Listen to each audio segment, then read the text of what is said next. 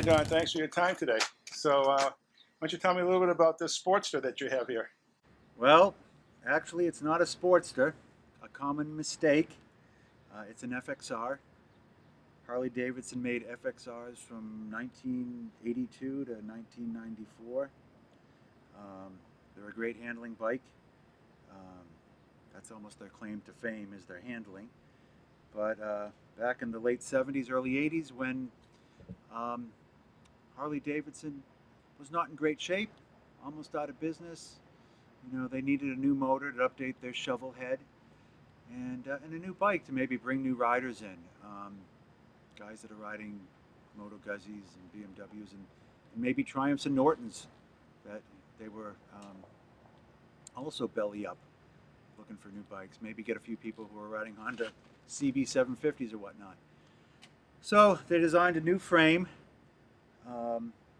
That a team of engineers working on this. Eric Buell was one of them. He kind of came in and really kind of got the handling together with this thing. I guess they were having a little trouble getting the bike to handle, but he came in and kind of tightened up the whole thing.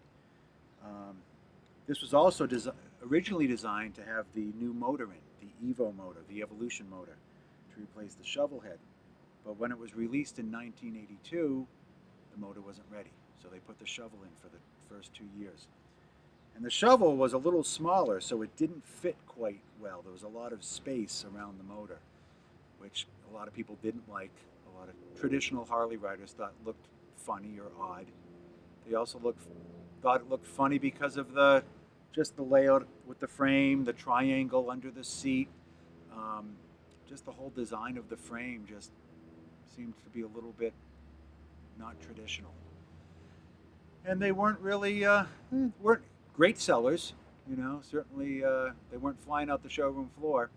But back in, I think it was like 1986, I had a Cycle magazine, and on the cover they had the two new lowriders, the FXR lowriders, the Sport, which is this one, and then also the Lowrider Custom. And I saw those, and I go, "That's it. That is my next bike." I liked both of them. I wasn't really quite sure which one I was going to go with, but ultimately chose the Sport. But they were a little expensive for me at that time when I was that age. So it wasn't until 1990 that I picked this up, used, with 11,000 miles. It was cherry, great shape.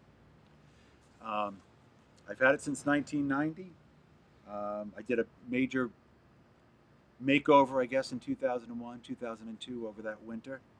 New paint, new front end.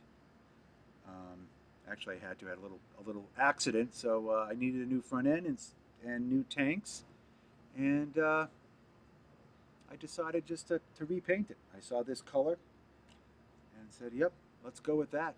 Harley makes this color. It was just a factory option. You just call them up and they paint the bike this, or the tank and the fenders this color. I also upgraded to the cartridge forks that came off of the Dyna Superglide from 2001, 2002. It's a cartridge fork, so it's a nice fork, kind of bolts on. But I also had to upgrade the brakes to the new brakes, which was great too. A few other things, spoked wheels. I redid the motor, rebuilt the motor at that time. Went to the black and chrome, which is a little nicer. That's about it. So 25 years later, here I am. 178,000 miles. I love the bike. It's awesome. So, where have you taken this thing? Have you been to many places throughout the country? Well, up and down the East Coast, as far south as South Carolina, as far north as the Canadian Maritimes, Nova Scotia, Prince Edward Island, Cape Breton. But a lot of it's just local day rides. I'll go out for a whole day, 300 miles or so. Comfortable seat, one of the most comfortable I've had. And yeah, the motor's been worked on a little bit. Heads have been worked on. It breathes a little better. New carb, the typical cam, typical upgrades that most guys do. But I'm still running the original 80-inch motor, which a lot of guys at this point have put in bigger motors, but I'm still staying with the old 80-inch. So, how come this bike was never really all that popular? I mean, there's a little bit of a stigma about it, right? The black sheep. Yeah, a little bit. I think it was just the look of it. It wasn't a traditional look with the way the frame is built with the triangle under the seat. And, Yeah, and the Softails were really popular back in the '90s. Everybody wanted one. Everybody had one.